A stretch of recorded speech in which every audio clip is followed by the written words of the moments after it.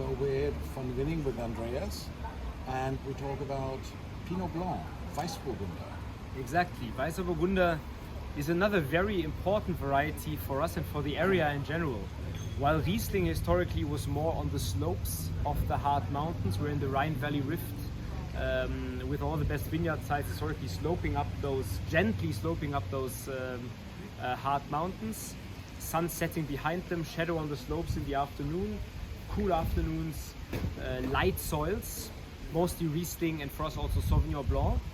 Whereas Pinot Blanc and Pinot varieties in general are more in the valley towards the River Rhine, where it's a little bit warmer, where the soils are a bit deeper and more loamy, and where Riesling would become too heavy and too fat. And there, the Pinot varieties remain fine and elegant. And if you compare this to a Riesling, it's always softer, you have less acidity, it's more round, you have yellow aromas of quince and pear, very typical for a Pinot Blanc. It's a very close relative to Chardonnay.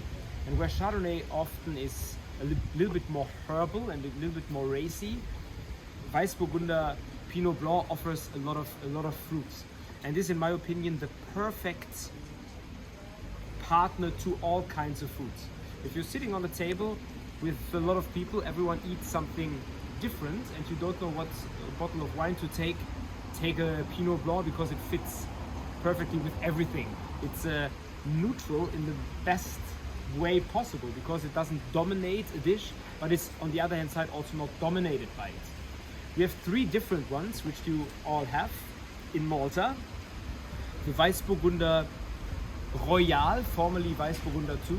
We are moving away a little bit from that because many people haven't understood the 2 and 1 and thought, hey, we have to start with 1, then comes 2. But it was the other way around actually. So now Royal is the start and Imperial, you can see it by the big price. brother. And you can see it by the price, of course. But already the Royal is 100% barrel fermented.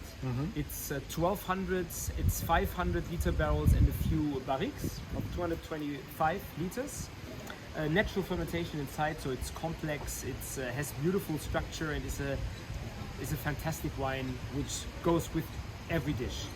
The big brother, the 1 or soon Imperial, is grapefruit. It mostly comes from Ruppertsberg, the next village south of here, of Deidesheim. In the valley, different sites, the Linsenbusch, 15 Morgen, different parcels. And then the very good fruits and the smaller barrels. It's only barriques. It's still not heavy on the oak, but has more density and more complexity. And once again, we have a 500, which is a selection of the most spectacular, of the most expressive, but finest and most elegant barrels, the flagship. And of course, Thomas, this is what we have in our glass. Yes. So, cheers to Malta, cheers to Pinot Blanc, exactly. You see its density and complexity in the color right away. And that is young, 2020. It's 2019, but this is the recent bottling and this is very young. You can drink it when it's young, no problem, but you can easily store it for 10 to 15 years if this is to your liking. As soon as it's your wine, you can do with it whatever you like. It's just a great wine. Let's stop talking, let's have a sip. Cheers. Cheers. Cheers.